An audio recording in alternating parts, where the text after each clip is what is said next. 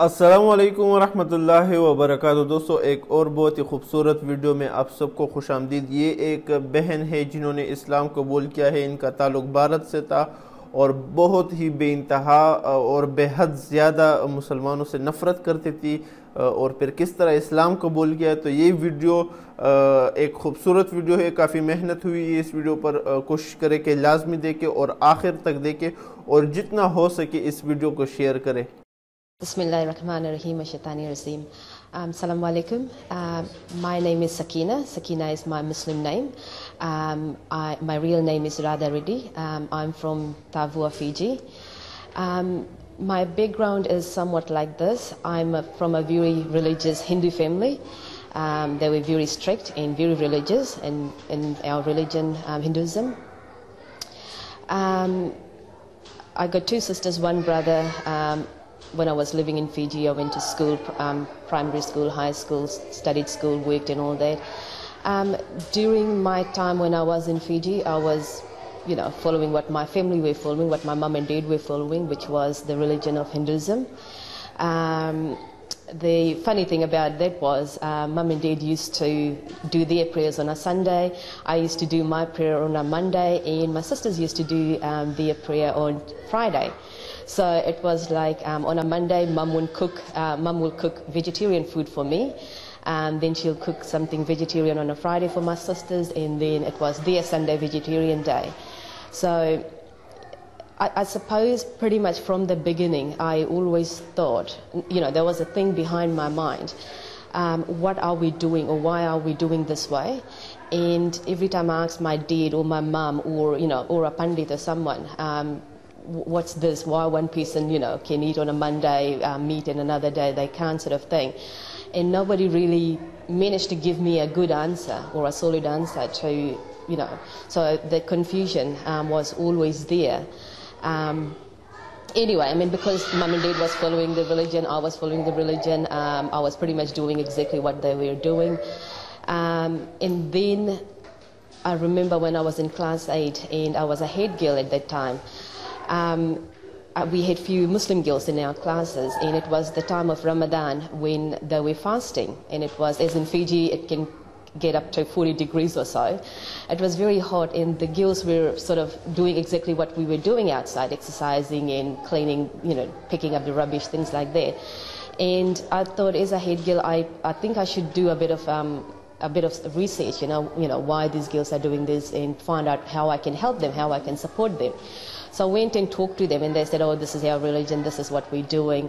And at that point, it sort of, clicked to me, oh, this is quite amazing, this is very interesting, It like really amazed me that although it's so hot, how they're managing to do fasting from in the morning till the afternoon. So as a joke, I said to them, inshallah, one day I will be a Muslim as well. And they said, oh, yeah, if you need any assistance, any help, anything, you just feel free to come and talk to us. And then I thought, yeah, as if I will, In very few simple words, I will describe myself before I was a Muslim: very arrogant. I was very racist. I used to absolutely hate Islam, and I will use the word hate because that was the extent of my feeling towards Islam. And with Muslim people, I always used to sort of see them as terrorists, with a woman or a man, and always sort of try to keep myself away from Muslim people. The village I'm from, it's a very multicultural village.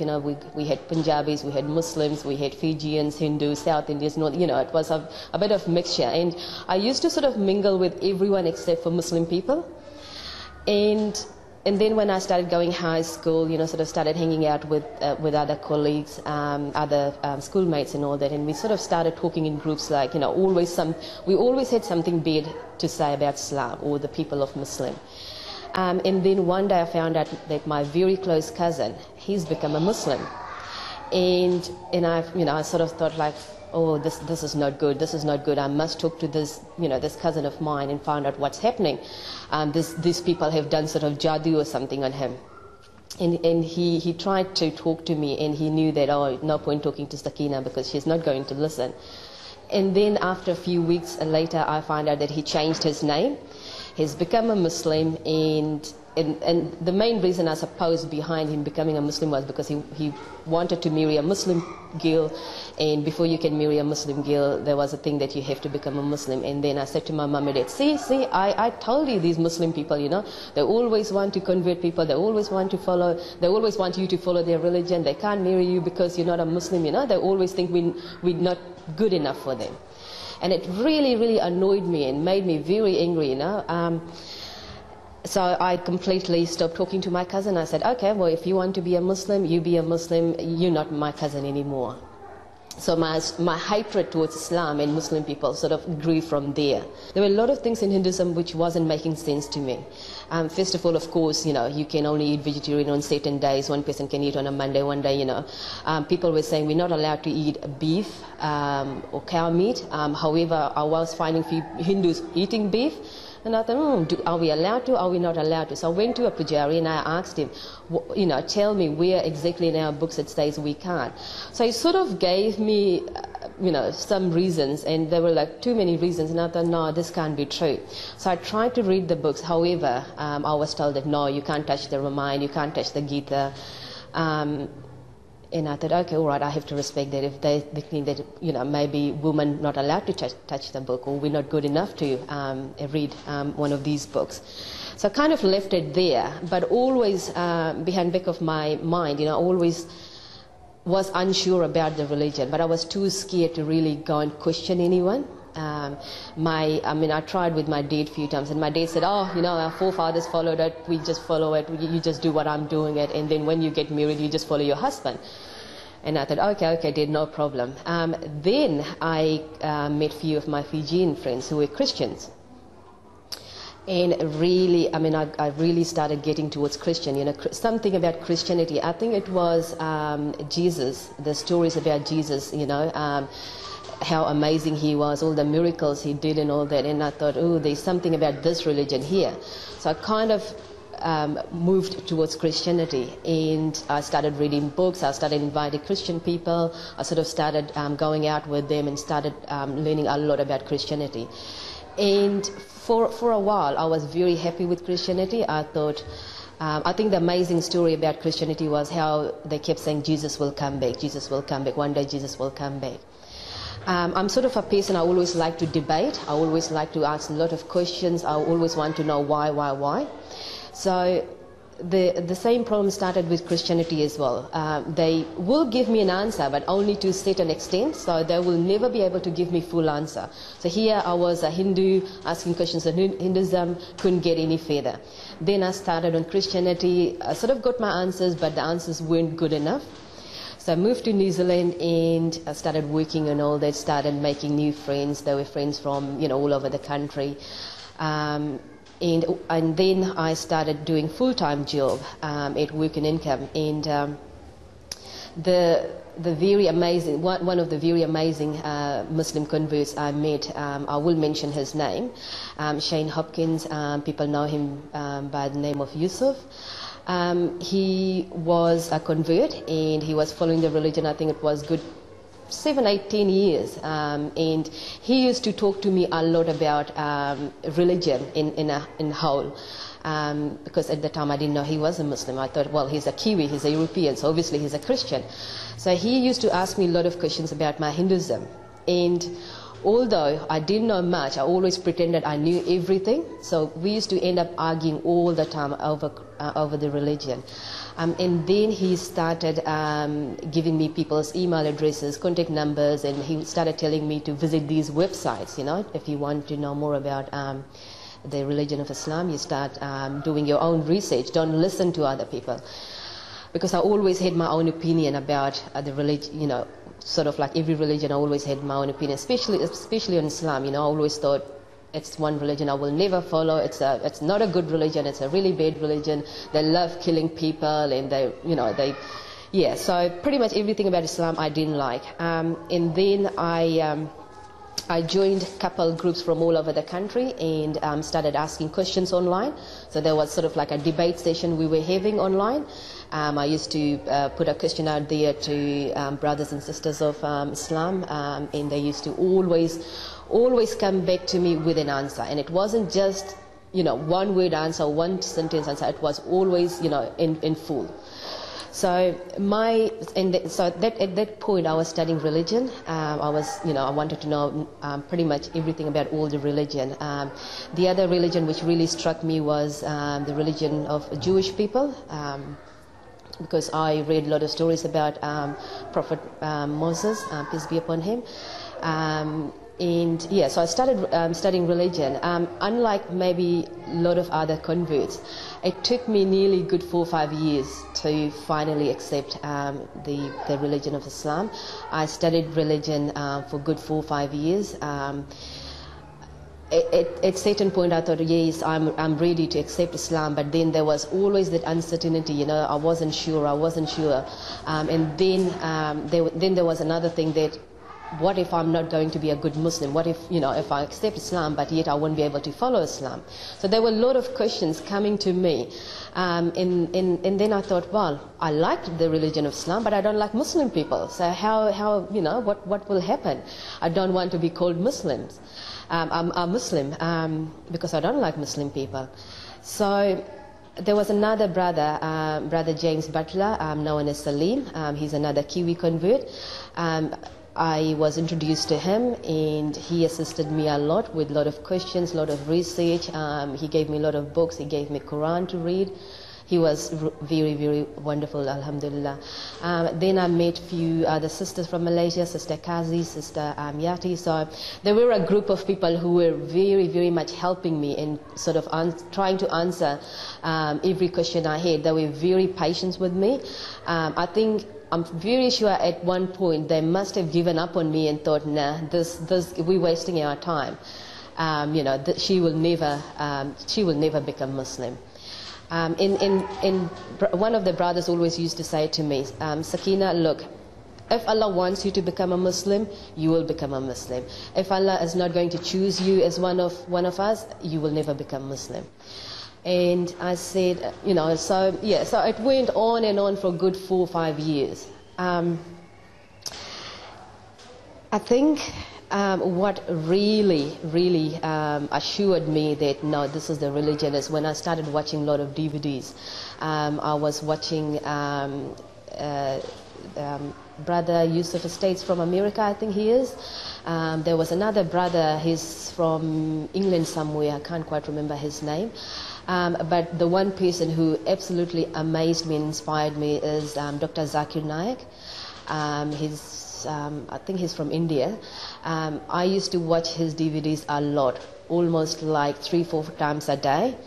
And just the way he used to talk, give a speech, the way he used to debate with people, it was just so wonderful, and he was so nice, and the way just his mannerism was just so amazing. And I thought, and it really used to excite me when he used to debate with like Hindu pundits, Christians, Jewish people, especially every time I used to watch the debate, Hinduism versus Islam debate, and I thought, yes, here this is a man who got every answer. There was for any question he always had an answer. And it wasn't just an answer, just like, we follow Islam because of there was always a depth of reasoning, why we're doing this, why we're not doing this, why this is halal, why this is haram, things like that. So Dr. Zakir Naik, he really inspired me. And then I started talking to my family, and my family thought, where is she getting all this information from? Maybe she's with the wrong group of friends. The reputation she's getting from the friends, it's not good. We must sort of take her back. So, but then they thought, well, she's very strong, and she got her, she criticizes all the time. She got her own mind. So now she will never become Muslim because she hates Islam so much. So they always knew, she won't do it. She's going through that period where she's changing and all that. One day I said to my mum, I think I'm ready. I'm ready to accept this religion. And my mum said, are you absolutely sure? I said, yes, I'm absolutely sure. Mum said, why you want to become a Muslim? Is there a boy, is there a Muslim boy in the story somewhere? What's the story? Are you wanting to marry a Muslim man? I said, no, mom, it's not that. It's totally, it got nothing to do with my work or a guy or nothing like that. It's just what I studied, what I found out. I feel that Islam is the true religion. Islam has answered every question I had. I mean, in those debates, every time I used to send a question to them, and I used to make it very, very difficult. I used to say, make up stories, make up things, that they won't be able to answer it. Yet they always came back and they answered me. So I think finally so all my Muslim friends and the debate sessions I was having with all these people from all over the world, they sort of answered all the questions I had. And I just had no other question to ask them. So in a way I was like totally lost. And I thought, no, there is something about this religion. I'm very educated, I got a good family, I got a good job, I got everything, yet there's something missing. There was always something missing, even when I used to go to temple, do my puja and all that, I always thought, well, this is just for a show to show people that, I'm thinking of God and all that.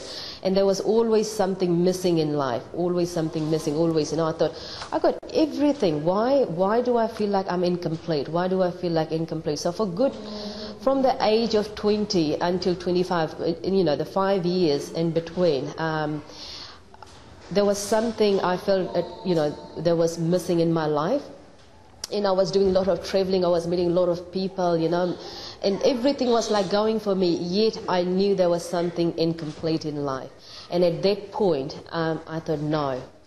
If I know Islam is so good, Islam is the religion, why am I still not, why can't I do it?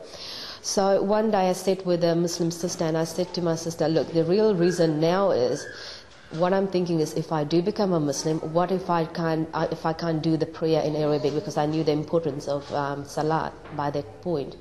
And I said, what if I can't do 5 times prayer, because it all seemed like it's just too difficult, doing prayers 5 times a day, eating halal food, Ramadan, all those sort of things sort of like scare me. It really scared me, And then she said, Sakina, but there are so many people out there, they're doing it, and you don't have to straight away do it, you take your time.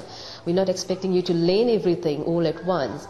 And I said, no, but still, I don't feel like I will be a good Muslim, what if I do this, what if I do that? I like going out, I like my KFC, things like that I used to say to her. She said, things will come all right, you take your time, just you do when you're ready. The other good thing I will tell you about the Muslim friends I had was they never forced me. It took me 5 years, yet they were there, the sabr was always, there. And I mean, if it was me, I would have said, okay, if you want to become a Muslim, otherwise go, just don't waste my time. So that's sort of a person I am. Yet they were always there, and I thought, nah, I have to do this. So that I converted here at Wellington Masjid. The day I came, my mother came with me, my sister came with me, and my niece came with me. I think they came to support me, but at the same time they really wanted to see if Radha will be able to do this. She might change her mind. From Lower Hutt coming to Wellington, they kept asking me over and over, are you sure, are you sure? And my dad was teasing me. My dad said, you won't be able to come and eat at our place, we'll be cooking nice food and all that. I think my mother was very concerned, because she thought, oh, my Betty won't be able to come and eat at our place, I mean, she's already so skinny, what will happen? And then she said, you'll have to eat beef and all that. I said, Mom, no, I don't have to, but if I want to, I will eat beef, It's not like you have to, just because you're a Muslim, you don't have to eat beef.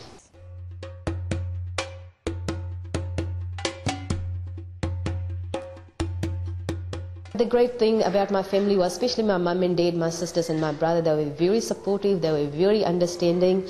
Although they didn't believe that I will be able to cope with the new religion, I will be able to cope with Islam, but they were with me all the time, and they supported me absolutely 110%. So the support from my immediate family was absolutely amazing and was very good, alhamdulillah.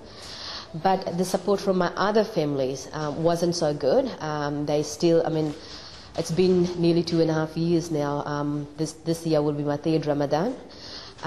They still not very happy with me.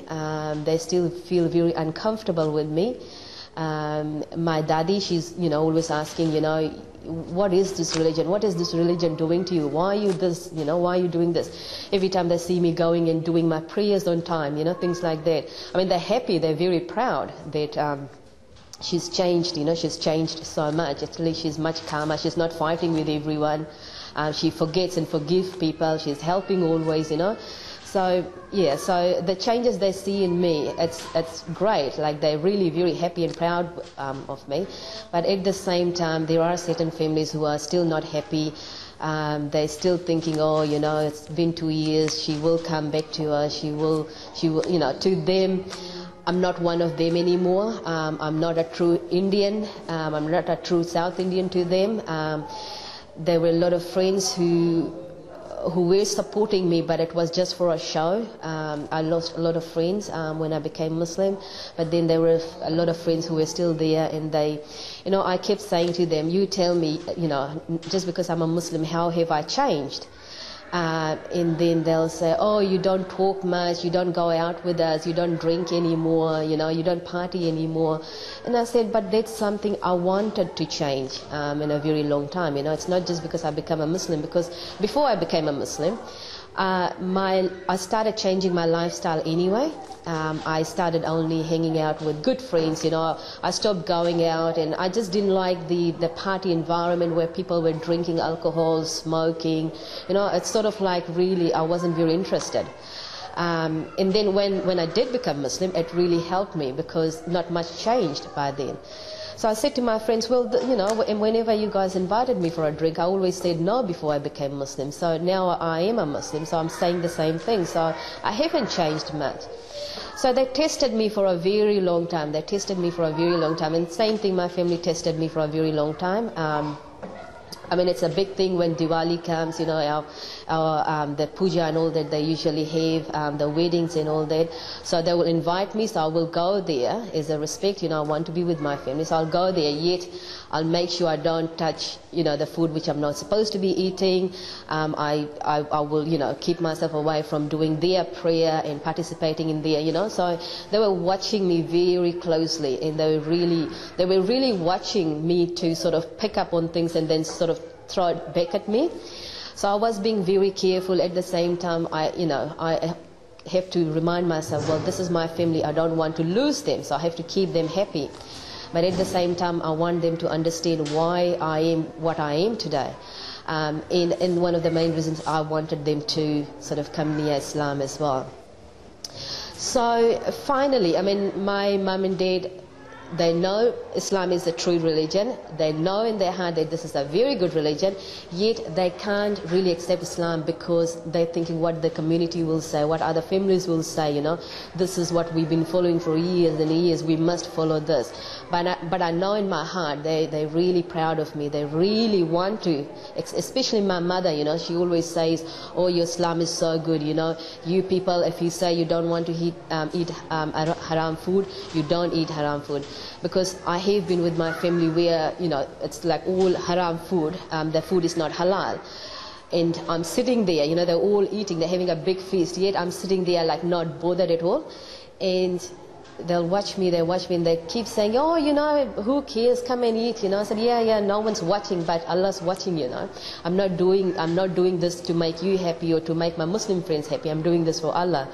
So, yeah, they tested me for a very long time, they're still testing me, but they're very supportive, they're very, very supportive. I absolutely love doing my prayers, 5 times prayers. If I miss a prayer or if I don't do my prayer in time, I always know, I always feel like, ooh, something's missing. I sort of feel very scared. Colleagues at work, they always teasing me about wearing hijab, Oh, why do you want to wear hijab? Why do you want to cover your body? God made you to sort of show yourself, you need to be attracted and all those sort of things, And before I became Muslim, I used to think like that as well. But now that I'm a Muslim, just dressing up like a Muslim woman, it just gives me that protection, that, it's like a respect thing, really. What the respect I was getting from people before I was a Muslim and the respect I'm getting from people now becoming a Muslim, there's a vast difference. Absolutely. I cannot describe in words the respect I'm getting now. And I'll give you an example. I was traveling in train one day, and I was wearing my hijab, and the train was packed, and the people sort of looked at me, and I thought, oh my God, they must be thinking, who's this woman, you know, here comes a Muslim woman. And it was in New Zealand. But one of the men, he stood up and gave me a seat to sit down. Now, after a few days, I tried, without wearing hijab, I tried the same thing. The train was packed, and no one bothered to look at me, you know. So, yeah, that was a really good thing. And then sort of like I went out and I said to my friends, oh, wow, you know, wearing hijab. You know, the sort of response you get from people, it's not always bad. What I want to really say, just myself, from a person who used to hate Islam, I will once again say the word hate, and look at me today, you know, what I am today. My friends are just they were so shocked that the one person they thought who will never accept Islam or go anywhere near Islam, if she can do it, then I'm sure, you know, my non-Muslim friends out there, you can do it as well. The main thing is education. You must educate yourself. You must learn about why people committing suicide. I mean, I still question myself, you know, why we have all these suicidal bombings. But if you actually, you know, really find out why they're doing it and stop listening to the media, stop watching what is shown on the TV, because that's the biggest problem. And I think that's where I went wrong as well, because I started watching TV too much. I started listening to Americans, you know, these Christian people.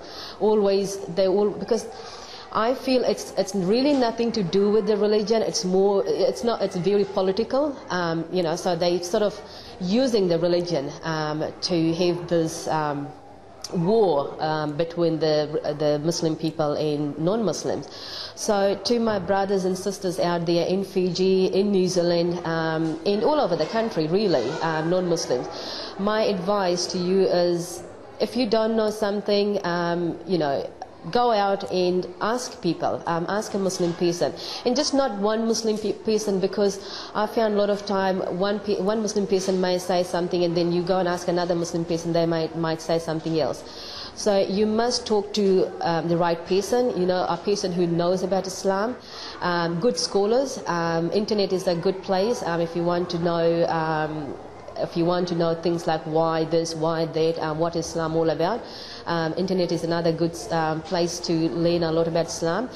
In reading books, really, I mean, the best thing I think is reading Quran. Reading Quran helped me more than reading anything or listening to anyone, you know. If I was unsure about something, I always read Quran. And of course, understanding Quran is very difficult, because to me it's like in a totally different language. But then again, if you break it down and you get it translated in your language or in a proper English, then there's, you know, it's a very good, yeah. So really, I would advise people to read Quran first of all before taking the religion of Islam, before taking Muslim people. I mean, really, I want to say, if I can do it, and a lot of my friends out there, especially in Fiji, I mean, you know me, what sort of a person I was, you know. I never liked changing. I didn't like changes in life. I was a very strong following Hindu girl. You know, and if I can do it, I'm sure with the right knowledge, you know, you will come to the path of Islam. तो दोस्तों, video आप लोगों ने देख ली। उम्मीद करता हूँ कि आपको पसंद आई होगी, और इस औरत की, इस बहन की जितनी भी कहानी है, जिसमें हमारे मुर्शिद डॉक्टर जाकिर नाइक को भी इन्होंने वो याद किया कि उनकी डीवीडीज़ मैंने देखी, और एक बहुत बड़ी और एक लंबी कहानी इन्होंने बताई। तो उम्मीद करता हूँ कि पसंद आई होगी ये वीडियो, और अल्लाह करे कि इस औरत को इस्तकामत अल्लाह नसीब फरमाए, और अल्लाह करे कि इनकी वीडियो बहुत सारे लोगों की और बहुत सारे जो हिंदू इंतहा पसंद है उनकी हिदायत का सबब बनाए। उम्मीद करता हूँ कि वीडियो पसंद आई होगी। इसके बारे में आप क्या समझते हैं दोस्तों, कमेंट में अपनी राय कमेंट में ज़रूर दें। वस्सलाम।